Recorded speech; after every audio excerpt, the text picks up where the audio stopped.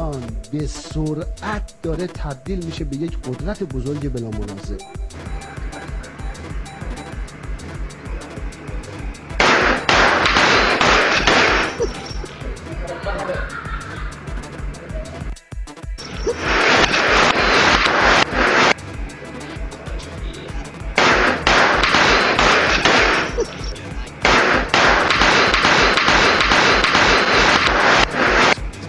أعوذ بالله أعوذ بالله أعوذ بالله أعوذ بالله أعوذ بالله رب اشرح لي صدري ويسر لي أمري واحلل عقدة من لساني يفقهوا قولي قولي قولي قولي قولي.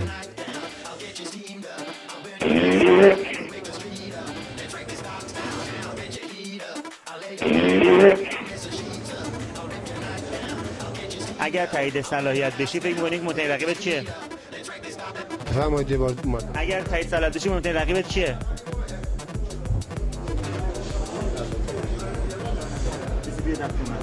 بسم الله الرحمن الرحیم و قل رب ادخلنی مدخل صدق و اخرجنی مخرج صدق واجعلنی من لدنک سلطانا نصیرا. اولا که من الان رسما کاندیدایم. شما فقط اینجانیا. اینو من اول طرفدار دولت کوپنی هستم. بسم الله الرحمن الرحیم. بسم الله الرحمن الرحیم. بسم الله الرحمن الرحیم. من شنیدم آقای لاریجانی تشریف آوردن همه منو رها کردن، اشکال نداره. شما سانسورش کن. مثلا 27 خرداد چه روز؟ انشالله روز که انتخابات رئیس جمهوره تمام ایران یعنی اکثرا ازم باید رای بدیم.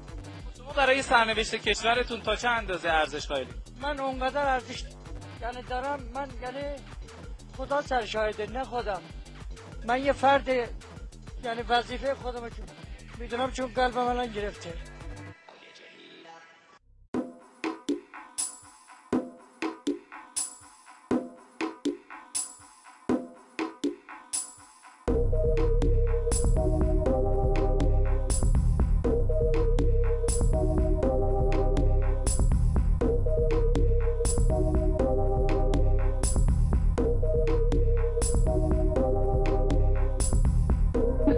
Écoute-moi, écoute-moi, écoute-moi, écoute-moi.